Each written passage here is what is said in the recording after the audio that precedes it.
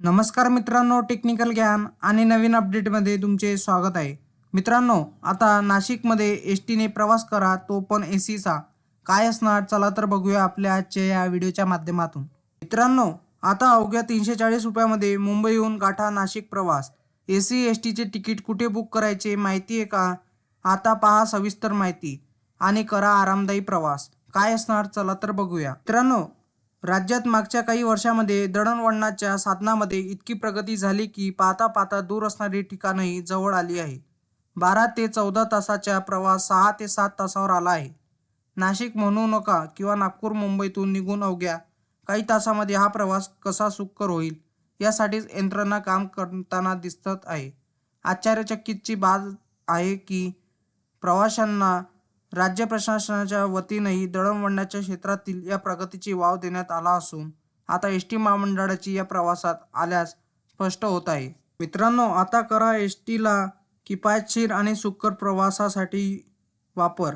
कारण राज्यातील कानाकोपऱ्यात असणाऱ्या खेड्यापाड्यापासून सहजपणे पोहोचणारी एस टी आता आधुनिक तंत्रज्ञानाच्या बळावर आणखी प्रगत होत असून यामुळे प्रवाशांनाही प्रवासाचा सुकर अनुभव घेता येत आहे. अशा या एस टी महामंडळाने नुकताच 5,150 इलेक्ट्रिक बस घेण्याची धाडसी निर्णय घेतला आहे. या नव्या एस टीसाठी राज्यात 173हून जास्त बस स्थानकामध्ये चार्जिंगची व्यवस्था करण्यात येणार आहे. कारण मित्रांनो, महामंडळाच्या या नव्या एस टी बोरिवली ठाणे नाशिक मार्गावर धावणार असून या मार्गावरील बस भाडे हिरकणी बस इतकेच असणार आहे.